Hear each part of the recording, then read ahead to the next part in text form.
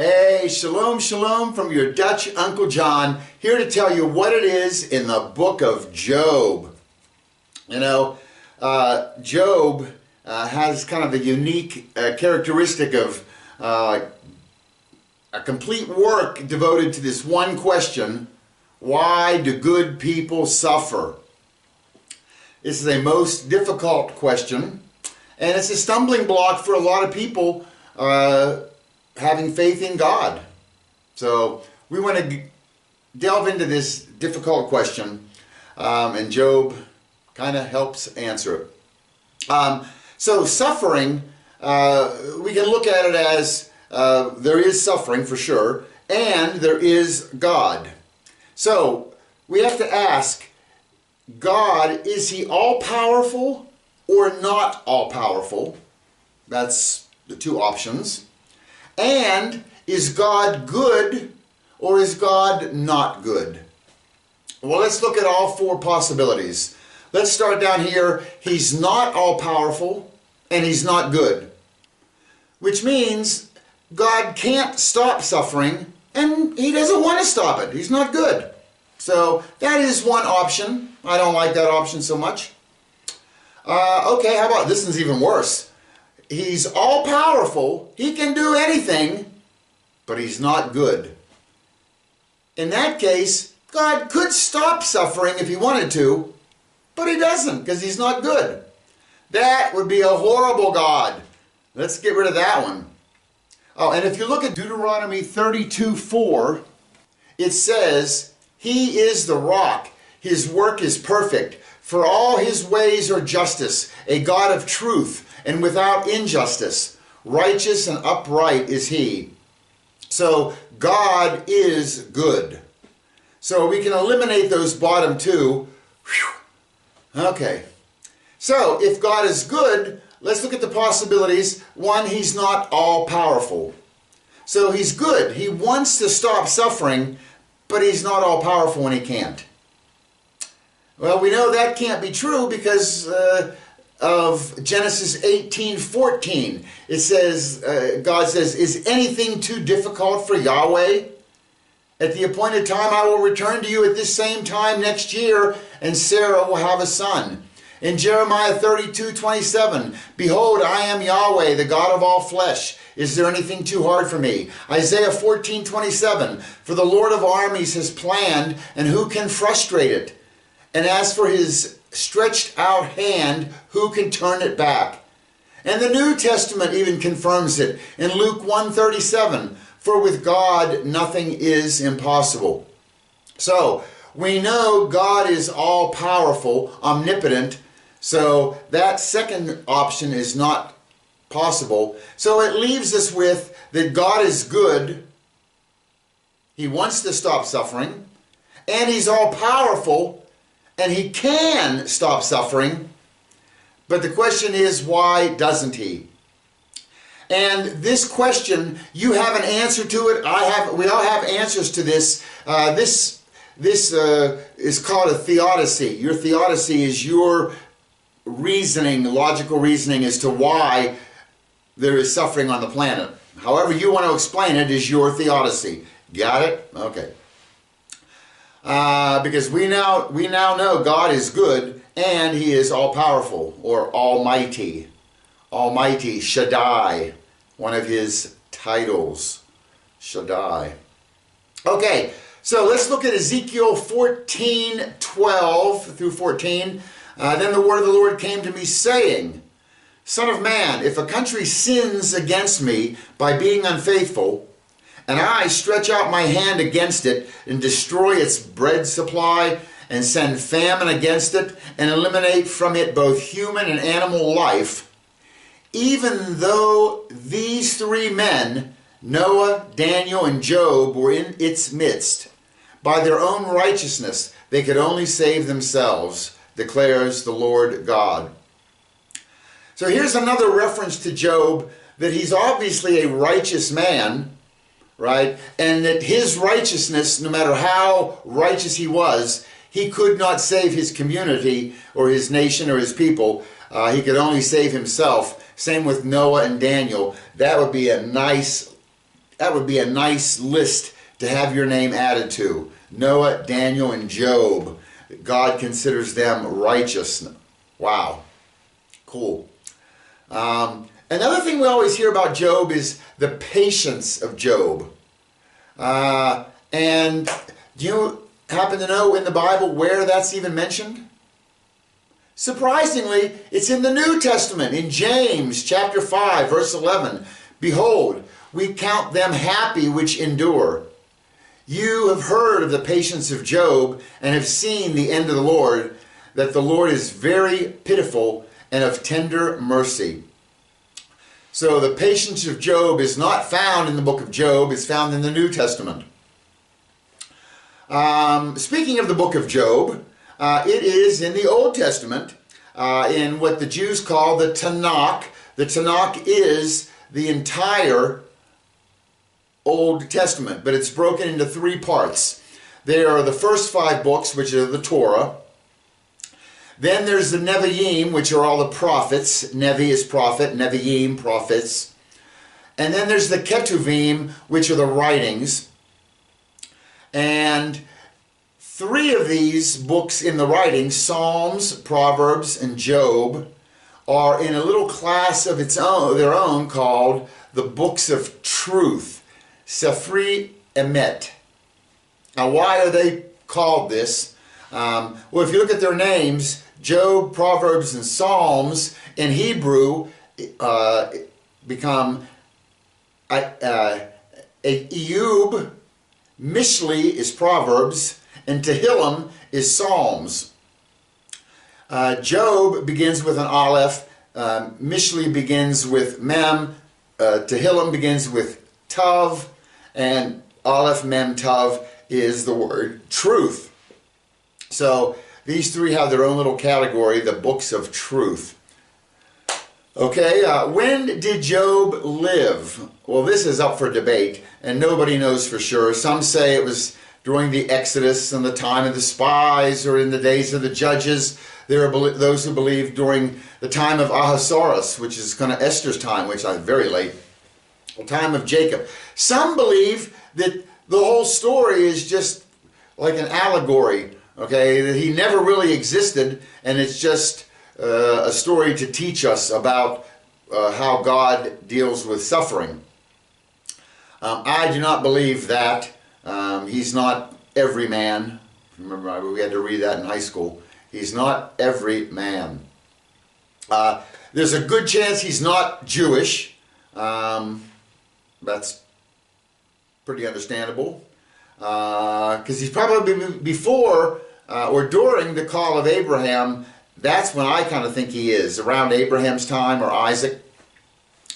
And the suffering that he did is it's just beyond understanding of man, that someone could be plagued with this much stuff. Okay? It might be that Job considered himself righteous. Maybe that's it. And that all this bad stuff is put on him just to knock him down a peg and keep his ego in check. Might be. But again, I don't believe it's metaphorical or allegorical or any of that. I think there was a human Job, is my belief. We see by reading the book of Job that he has no knowledge, or at least he doesn't show any in the writing, or is not shown in the writing, whoever wrote it.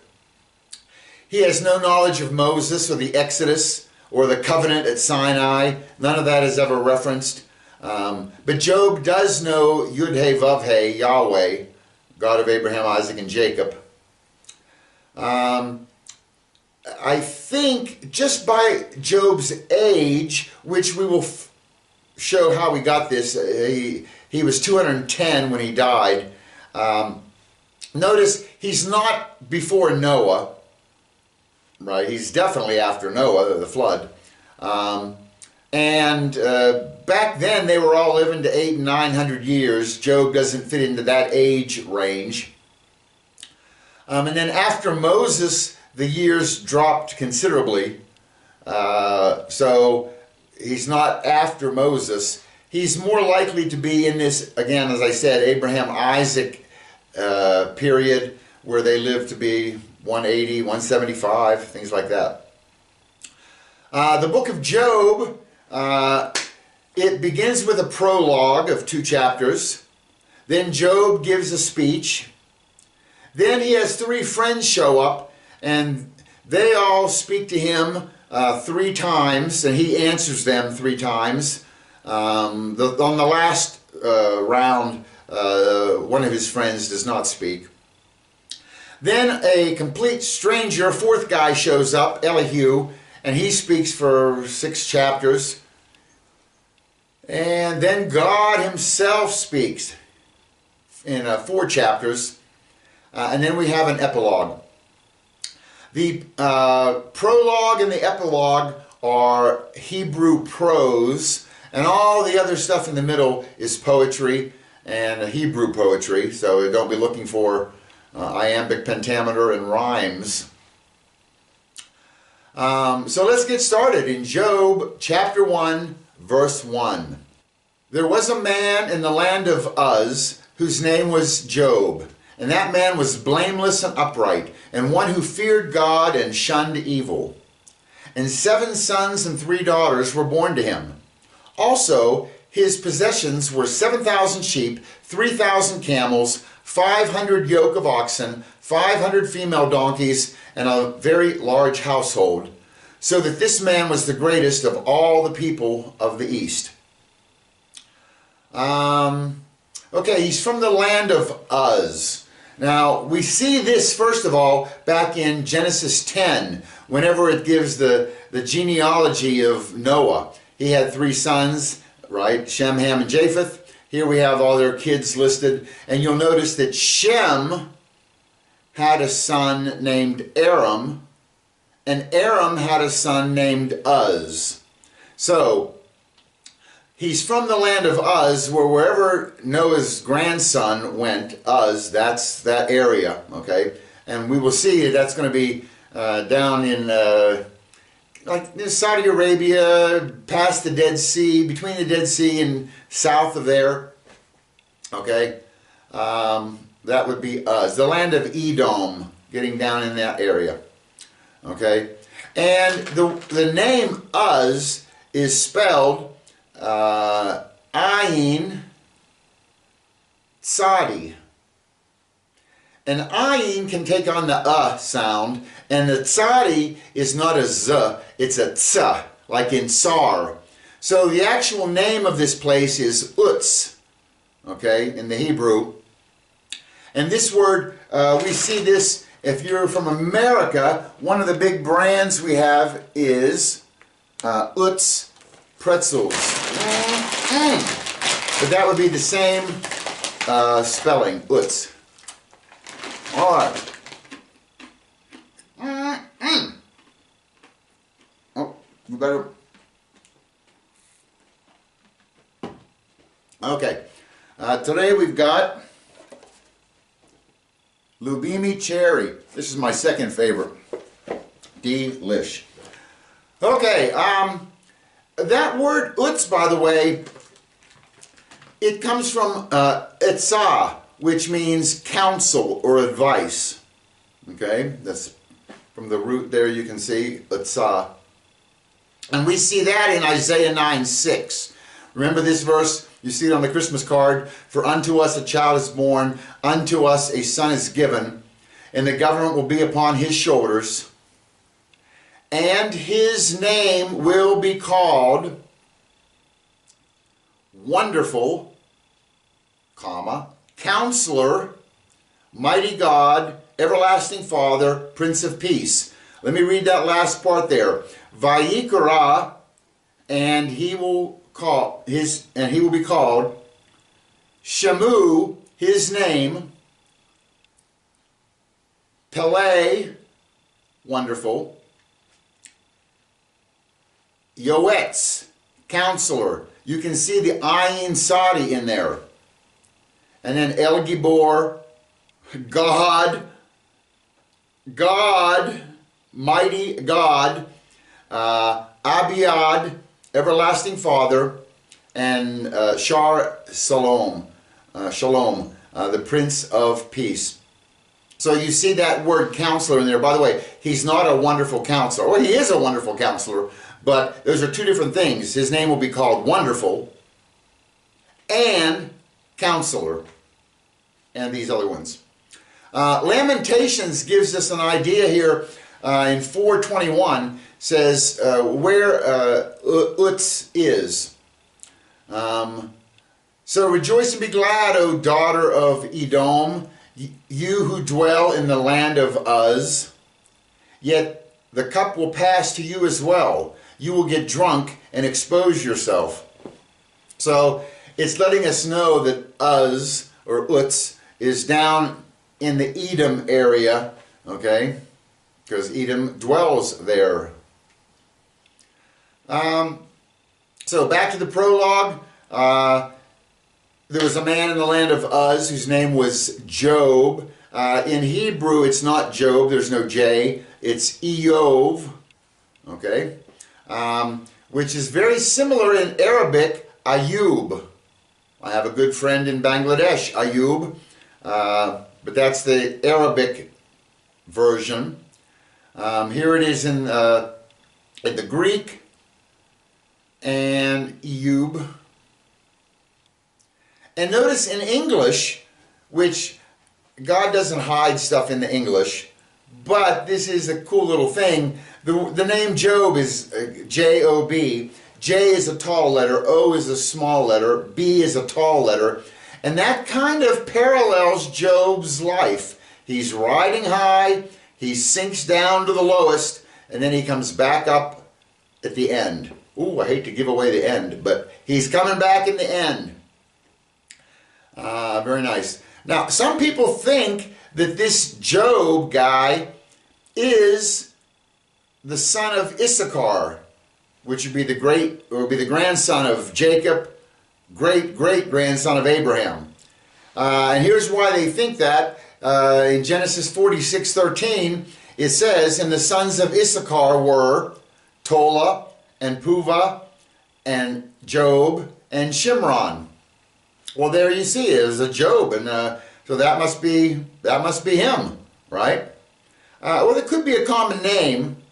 And if you look in Chronicles, well, before we look in Chronicles, notice, this is a big thing. The Job that we're talking about is from Uz, right?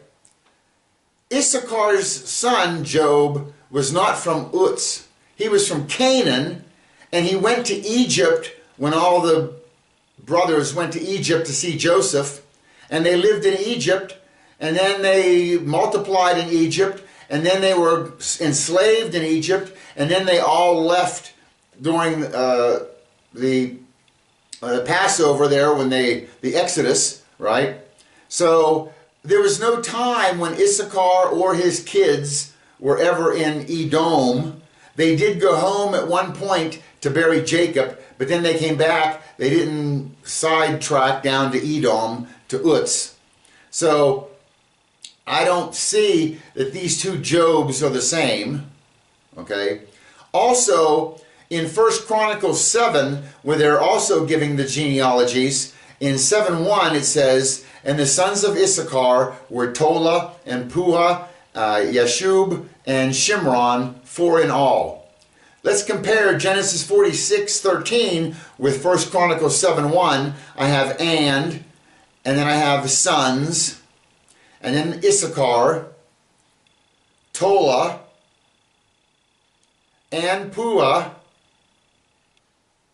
We're going to skip the next one for a second and go to the end. And Shimron. They all match up. So these are the same kids. This is the same Issachar. And then you have 4 in all tacked on there at the end. So let's look at the ones that we didn't talk about. In Genesis, it says, and Job.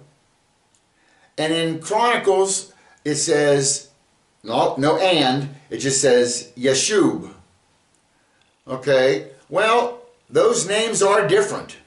Okay, so what is his name? Was his name Yeshub? I know nowhere in the book of Job is Job ever referred to as Yeshub. I think Issachar's son Job is Yeshub. It's the same kid. It might be a nickname or something, but he's not our Job. Okay? Our Job is not the son of Issachar, in spite of what many say. Okay, continue on. A man in the land of Uz, his name was Job, and that man was blameless and upright, and one who feared God and shunned evil. Notice it says Job was blameless, not sinless. Nobody is sinless except Yeshua HaMashiach, Jesus the Christ. He's the only one sinless. Got it? No one is perfect. We were all born under Adam's curse, right? We're born with original sin. But here it says Job was tam. He was blameless. We see that in Genesis 25:27. This is Jacob and Esau. And it says, when the boys grew up, Esau became a skillful hunter and man of the field, but Jacob was an ish tam, an innocent man who stayed at home. Ish, man, tam, is mild, innocent, perfect, plain, upright, undefiled. It's not sinless, but he was just a good man. Got it? So, there it is. Verse 2, and 7 sons and 3 daughters were born to him. Also, his possessions were 7,000 sheep, 3,000 camels, 500 yoke of oxen, 500 female donkeys, and a very large household, so that this man was the greatest of all the people of the East.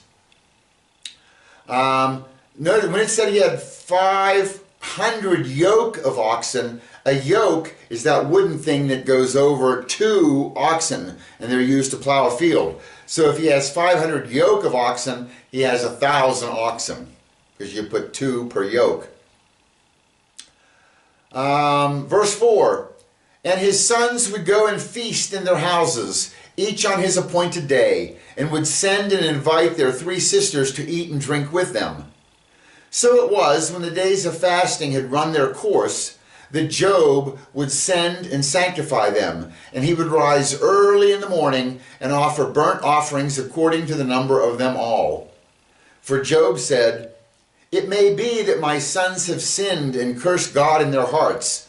Thus Job did regularly. Wow.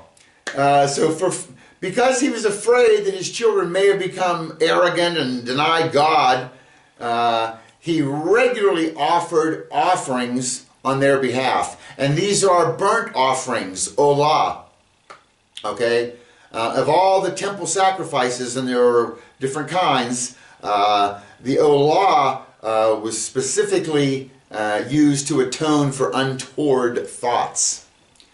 Another thing we learn from here, we know that, as I said, that Job has no knowledge of the Moses or the Exodus or the covenant at Sinai, but he does know Yahweh. But Job, this is another point as to when he lived. Job performs the role of priest and head of household. It says he arose early in the morning and sacrificed 10 animals for his 10 children. He didn't take 10 animals to a priest because the whole priestly structure has not been set up yet. So Job is the head of the household, the father of all this, and he's serving as priest. Okay, so that's before Moses' time, because in Moses' time they had priests who did the sacrifices for you. Verse 6, now there was a day when the sons of God came to present themselves before Yahweh, and Satan also came among them. And Yahweh said to Satan, from where do you come? So Satan answered Yahweh and said, from going to and forth on the earth, and from walking back and forth on it. Okay, so who are these sons of God who came to present themselves? That's a good question. Genesis 6:2 talks about the Nephilim, And they are referenced as sons of God. Look in verse 1. Now when men began to multiply on the face of the earth, and daughters were born to them, the sons of God saw that the daughters of men were beautiful, and they took as wives whomever they chose. The Nephilim were on the earth in those days, and afterward as well, when the sons of God had relations with the daughters of men. So these sons of God, or maybe some kind of angels, okay? In Hebrew, it's the Beni Ha-Elohim. Elohim, God, okay? And that phrase, Beni Ha-Elohim, or Bene Ha-Elohim, in John 21:11 in the Brit Hadashah, New Testament, it said, Simon Peter went up and drew the net to land full of large fish, 153, and although there were so many, the net was not torn. Remember at the end, Peter went fishing and they couldn't catch anything, and he threw the net over and there was 153 fish. How they knew that number, somebody specifically counted them. But that phrase, B'nai Ha-Elohim, if you put in the gematria value, adds up to 153.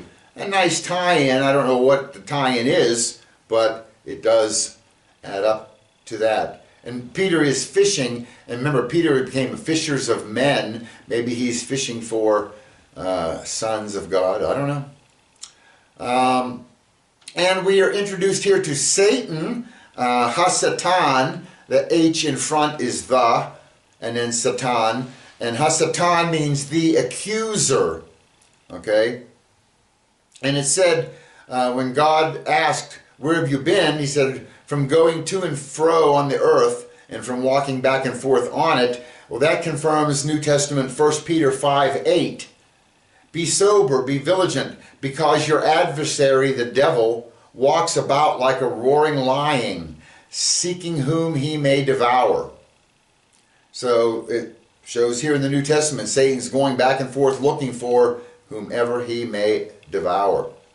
You know, Satan has three big jobs. He is the tempter, he's the accuser, and he's the punisher.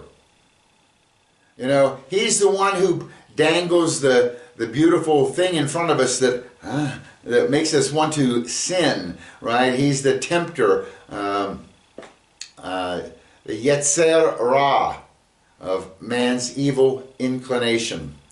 So then when he tempts and we fall for his temptation, then he becomes the accuser, right? He stands up and points his finger at us and demands retribution. He broke your law, God. He needs to be punished. And he's the punisher, because if we don't seek the perfect sacrifice of the perfect, innocent, willing Jesus as our korban, if we don't accept that blood sacrifice, Satan will do the punishing. He will, he's the angel of death. We will die and we will go to hell forever. So Satan is a tempter, he's an accuser, and he's a punisher. But you can avoid the punishment if you confess with your mouth that Yeshua is Lord and believe in your heart that God raised him from the dead. You will be saved. Amen. Okay, back to Job 1:8. Then Yahweh said to Satan, have you considered my servant Job, that there is none like him on the earth, a blameless and upright man, one who fears God and shuns evil? You know what I see here? God started this fight. He's the one who pointed out Job to Satan. Hey Job, have you looked at my guy here, Job, my servant Job? You know, it's like there's this chess game going on, and God moves first, and I move Job 2 places forward, you know, and then, you know, So a lot of times we think we can blame Satan for things that happen to us, but you also have to realize that God sometimes permits this stuff to happen. Okay? Whew. And you know what? Why did God draw attention to Job, to Satan? A lot of the biblical scholars, the rabbis and the learned Jewish sages, say that, or they explain it as that it's kind of like if you're a shepherd and you have a flock of sheep and the wolf is coming, and then you will give one sheep to the wolf as kind of a scapegoat so that you can get all the other sheep out to safety. So God doesn't need to do that with Job. I don't hold on to this belief. God is all powerful. He doesn't need to send one of us as a scapegoat. Doesn't make sense. And you know what? It's kind of scary. We're supposed to be Christ-like, each of us, right? And if we are 100% Christ-like, which we're told to be and what we're supposed to be, we can't be, but that's our goal, our striving toward this. I'm always worried that God might say, "Hey, Satan, have you considered my servant Dutch Uncle John? Please, God, don't! May your will be done." Whatever happens, happens, and I'm happy with what you decide. But my goodness, it's maybe nice to have a few sins in your closet just so God won't ever say that to Satan. Just kidding. Okay, so in our chess match, maybe I'm in there and maybe you are in there as one of the pieces. In the story that we're going to read here, it's unbelievable. So it's going to either be just preposterous of what happens, or it's true. And I'm going with the second one. It's true. Okay, Job 1:9. So Satan answered Yahweh and said, "Does Job fear God for nothing? Have you not made a hedge around him, around his household, and around all that he has on every side? You have blessed the works of his hands, and his possessions have increased in the land. But now stretch out your hand and touch all that he has, and he will surely curse you to your face." Notice that Satan asks God to do the dirty work. Satan says, "But now stretch out your hand and touch all that he has." He wants God to do the dirty work, and then God takes the blame. God doesn't fall for this trick. Verse 12, and Yahweh said to Satan, "Behold, all that he has is in your power. Only do not lay a hand on his person." So Satan went out from the presence of Yahweh. So here we do see the accusation. Okay, does Job fear God for nothing? And as we showed, Satan wants us to believe that bad things come from God. But as we see, God dodged that bullet. And does Job fear God for nothing? Does anybody fear God for nothing? Or are we all just trying to save our own skins? I think one of the best examples is in 2:16 of Daniel. Shadrach, Meshach, and Abednego replied to the king, "Nebuchadnezzar, we are not in need of an answer to give you concerning this matter. If it be so, our God, whom we serve, is able to rescue us from the furnace of blazing fire. And he will rescue us from your hand, O king. But even if he does not, let it be known to you, O king, that we are not going to serve your gods, nor worship your golden statue that you have set up." There. That is beautiful. All right. Also notice in this that God doesn't tell Satan what he can do to Job. he does tell Satan what he can't do to Job, right? Just don't lay a finger on his body, on his self, all right? All right, Job 1:13. Now there was a day when his sons and daughters were eating and drinking wine in their oldest brother's house. I don't know why it points out oldest brother's house. I just don't know. But it does. Got to be something there. Verse 14. And a messenger came to Job and said, the oxen were plowing and the donkeys feeding beside them, when the Sabaeans raided them and took them away. Indeed, they have killed the servants with the edge of the sword, and I alone have escaped to tell you.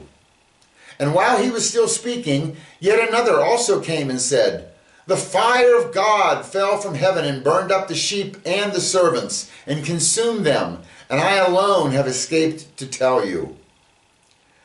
Notice, here Satan's doing it again. I don't know if Satan is inspiring this servant to say this, but it's the fire of God fell from heaven and consumed up all the sheep and servants. See, blaming it on the fire of God, that God did this, which we know he didn't. It's Satan's attempt to blame God. Verse 17, while he was still speaking, another also came and said, the Chaldeans formed 3 bands, raided the camels and took them away, yes, and killed the servants with the edge of the sword, and I alone have escaped to tell you. While he was still speaking, another also came and said, your sons and daughters were eating and drinking wine in their oldest brother's house. And suddenly a great wind came from across the wilderness and struck the 4 corners of the house. And it fell on the young people, and they are dead.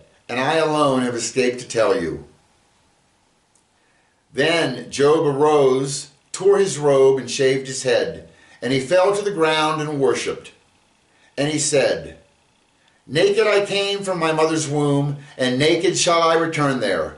The Lord gave, and the Lord has taken away. Blessed be the name of the Lord. That's not true. And I want to point out, as we go through the whole book of Job, just because it's in the Bible doesn't mean it's true. When Job's friends come, they're going to tell Job a lot of things that aren't true. But they sound believable. And here, this sounds beautiful. How often we go someplace, the Lord gives and the Lord takes away. No, but here the Lord did not take away. Satan took away. Job doesn't know that. But the Lord does not take away. John 10:10 in the New Testament. The thief comes only to steal and kill and destroy. I came so that you would have life and have it abundantly. You see the difference? Poor Job, he's unaware of what's really causing all this. All right, Job chapter 2. This is also in prose, not the poetry part. Verse 1. Again, there was a day when the sons of God came to present themselves before the Lord, and Satan came also among them to present himself before the Lord. And Yahweh said to Satan, from where do you come? Satan answered the Lord and said, from going to and fro on the earth, and from walking back and forth on it. Then Yahweh said to Satan, have you considered my servant Job, that there is none like him on the earth, a blameless and upright man, one who fears God and shuns evil? And still he holds fast to his integrity, although you incited me against him to destroy him without cause. Remember, Job is blameless, not sinless. Okay. So Satan answered the Lord and said, skin for skin. Yes, all that a man has he will give for his life. But stretch out your hand now and touch his bone and flesh, and he will surely curse you to your face. And Yahweh said to Satan, behold, he is in your hand, but spare his life. Okay, so now God has given Satan permission to touch Job. He just can't kill him. Okay? And I think it interesting that Satan needed special permission to do this next step. God allowed Satan take his possessions, his children, his animals, his wealth. That was round one, but you can't touch him. Satan had to come back and get extra permission to touch him. That's kind of cool, okay? So your illness and your that you have, that's over and above what God gave permission for originally. All right. 2:7. So Satan went out from the presence of Yahweh and struck Job with painful boils from the sole of his foot to the crown of his head. And he took for himself a potsherd with which to scrape himself while he sat in the midst of the ashes. Then his wife said to him, "Do you still hold fast to your integrity? Curse God and die." Notice Mrs. Job, remember, she lost her wealth, all her children. She's kind of lost her husband, right? And curse God and die. Come on, Job. She's going through a lot also, you know. She's got a lot of pressure on her here. Verse 10, but he said to her, "You speak as one of the foolish women speaks. Shall we indeed accept good from God, and shall we not accept adversity? In all this Job did not sin with his lips." That is beautiful. Very nice. Okay. Do we accept only good from God and not adversity? Wow. And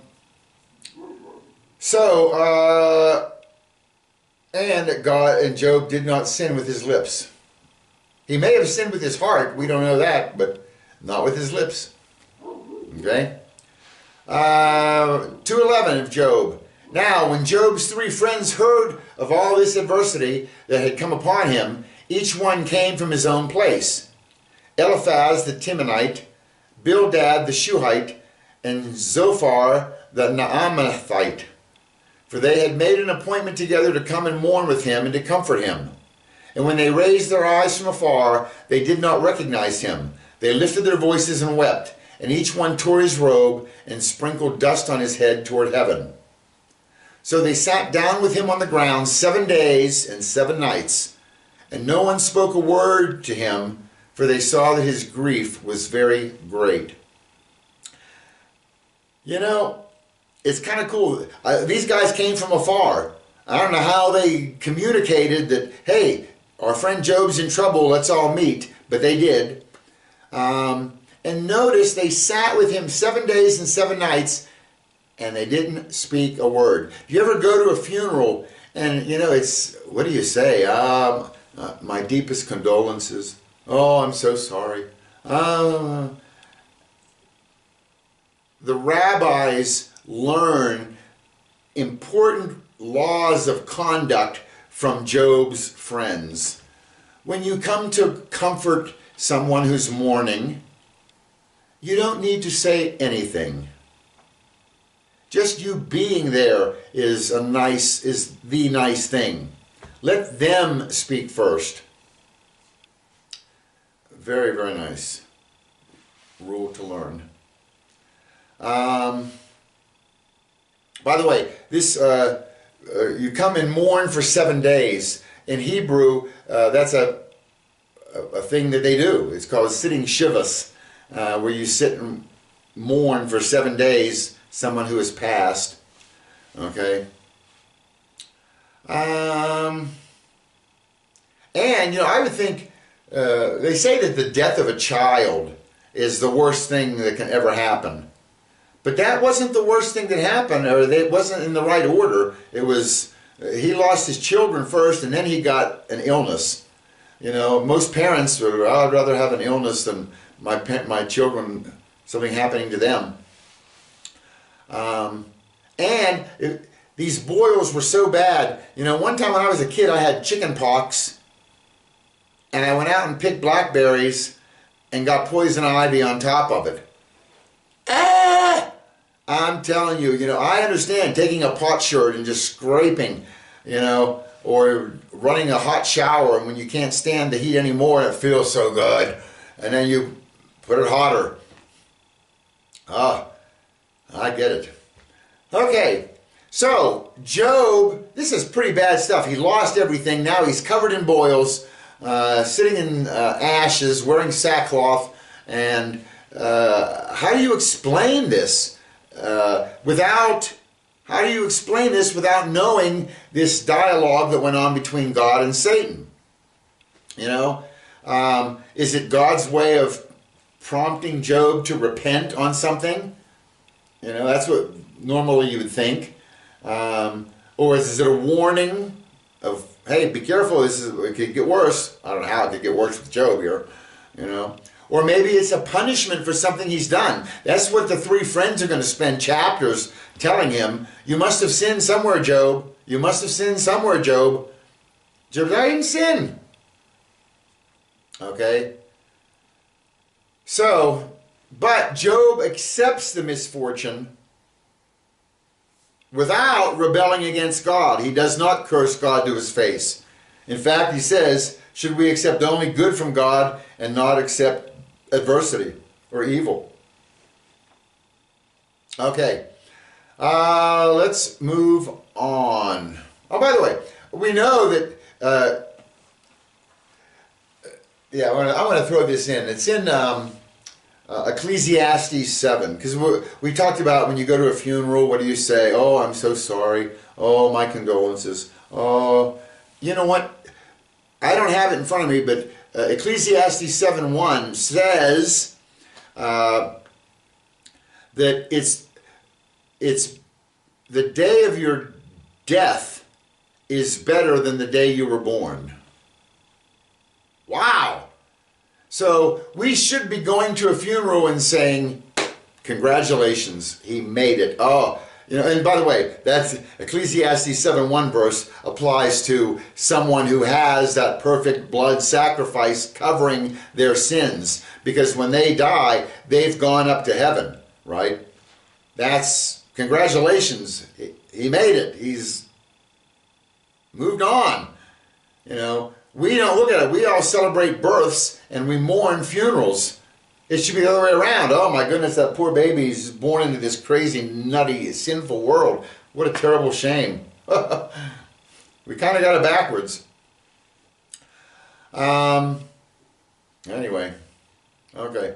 And you know, it's not surprising that these bad things happen to good and good things happen to bad people. In Matthew 5:45, it says that you may be sons of your Father in heaven, for he makes his sun rise on the evil and on the good, and sends rain on the just and on the unjust. So, good things happen to bad people, bad things happen to good people. We all get rain, we all get sun. Okay? Okay, so now we finished chapters 1 and 2. Chapter 3 is going to make an abrupt change. Kind of like the whole tone of the book changes. Job's going to begin these poetic speeches, lamenting the day of his birth. And we're going to cover that in the next part of Job. We're going to end it here. What a cool story we've had so far. I love it. Okay. All right. And I will tell you, the suffering is not the result of sin.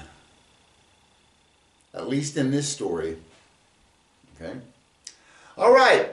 To God be the honor. To God be the glory. To God be the praise. Thanks for watching. We'll see you soon. Bye-bye.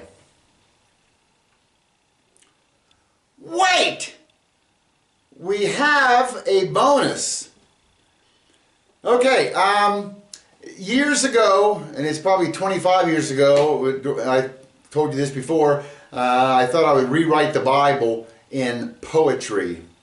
And we've read a couple of them here. I think we read something from Esther. I read the Gospels.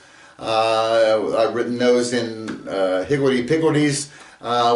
We've read some stuff from Exodus, which was written in limericks.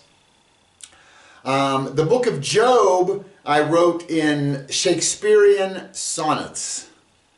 And to just give you a brush up from English literature class that you had in school. Reminder here, a Shakespearean sonnet has 14 lines of iambic pentameter. Say what?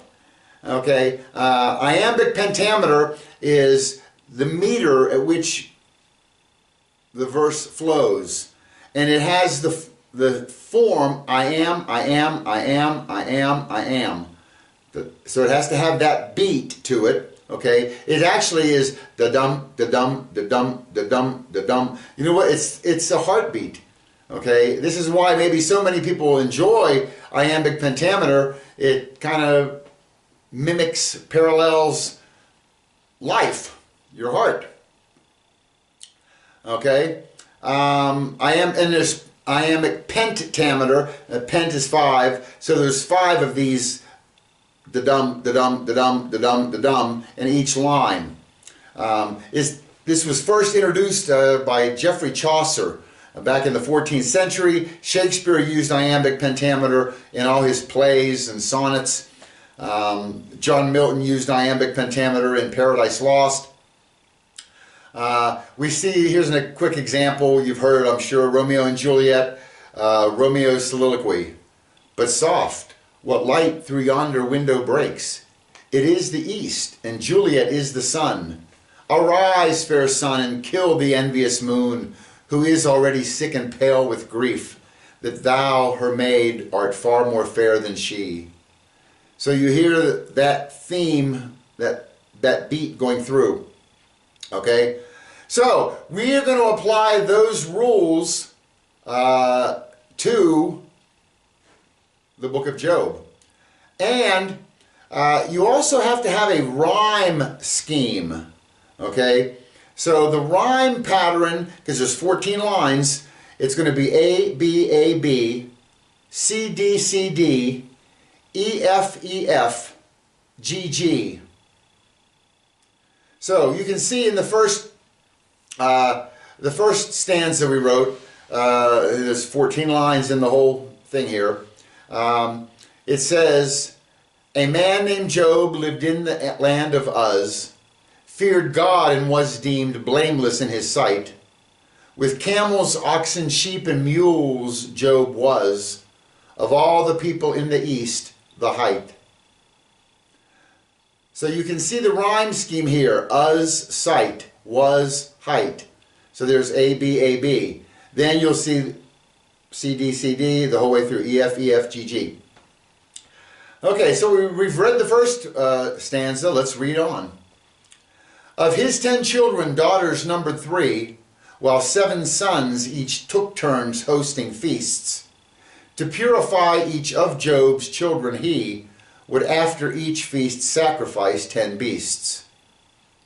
One day the angels came before the Lord, with Satan, who was asked, where have you been? He answered, all around the earth I've toured. God asked, have you seen Job, who's without sin? Said Satan, yes, but if his life were worse, I guarantee you to your face he'd curse. The Lord said, very well, he's in your hands, but on the man himself no finger lay. Soon Job received bad news from foreign lands. A raiding party stole his herds away. As he was hearing this news, he got word. God's fire burned his servants and his sheep. He then heard that a camel theft occurred. Job's servants were now in eternal sleep. Another messenger arrived and said, while at a feast your sons and daughters, Job, were struck with a great wind and now are dead. At this, Job shaved his head and tore his robe. Said Job, may God be praised, since from the womb I was and naked will be in my tomb. Again the angels came, Satan in tow, and as before the Lord asked him the same. Said Satan, roaming the earth to and fro, God asked, have you seen Job, who's without blame? For life a man will give all that he owns, said Satan, adding, if it were the case that your hand were to strike his flesh and bones, I guarantee he'd surely curse your face. So to Job, Satan sent sores, soul to crown. After God said, he's yours, just spare his life. Job scraped himself and in ash heap sat down. Go on, curse God and die, advised Job's wife. Job scolded his wife for her foolish talk and then continued in his sinless walk. Okay, there's your bonus. Thanks for watching. Bye-bye. Wait! We have another bonus! Ah! What a lucky day. No, what a blessed day. Okay, we're going to jump ahead to Job 42 and the last few verses of that, because there is something there very, very cool that you need to know.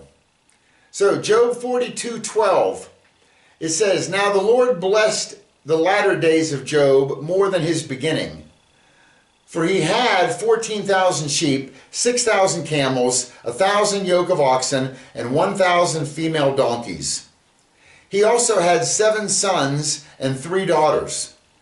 And he called the name of the first Jemimah, and the name of the second Keziah, and the name of the third Keren-Happuch.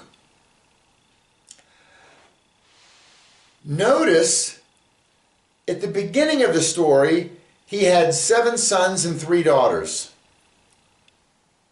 Now, he's had another 7 sons and another 3 daughters, so his total children become 20.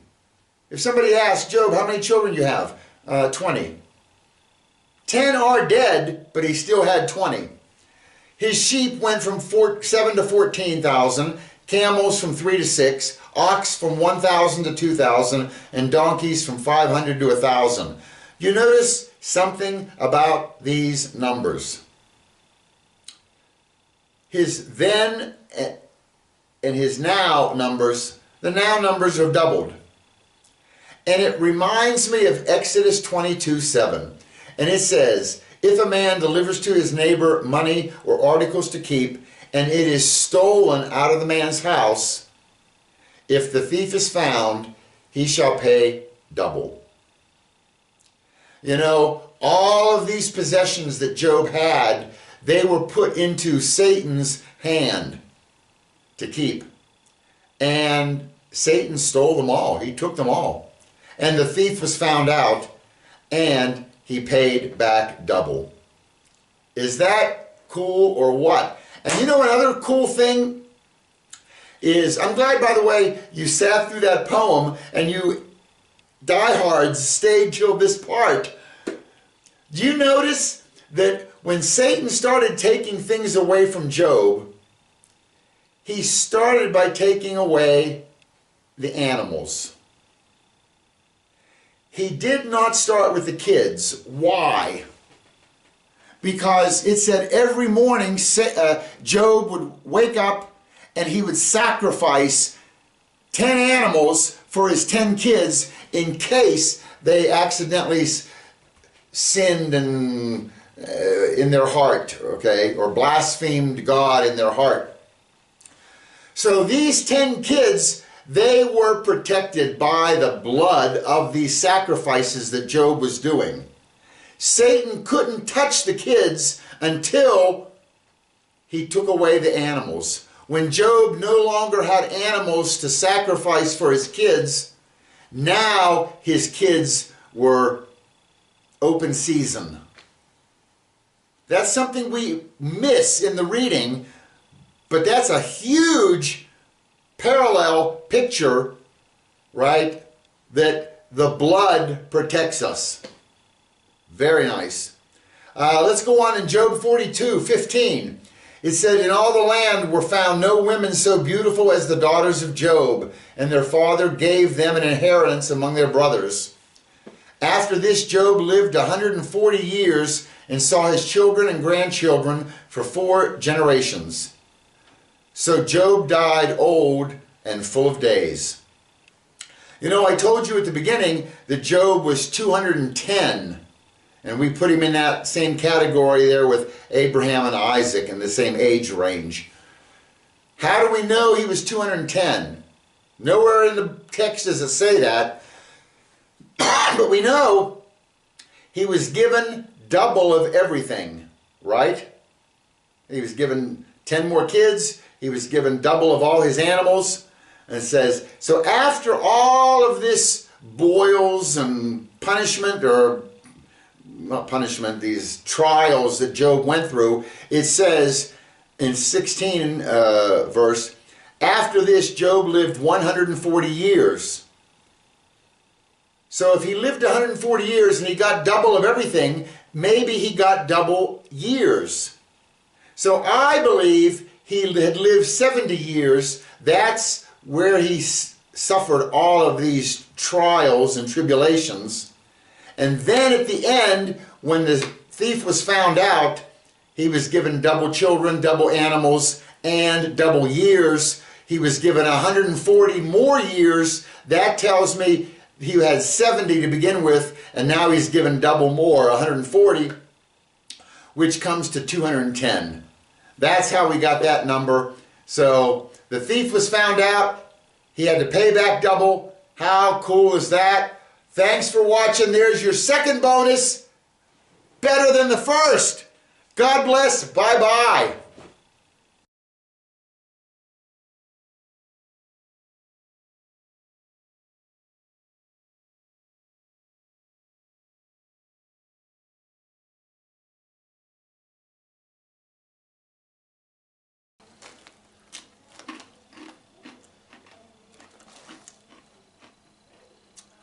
These pretzels are making me thirsty.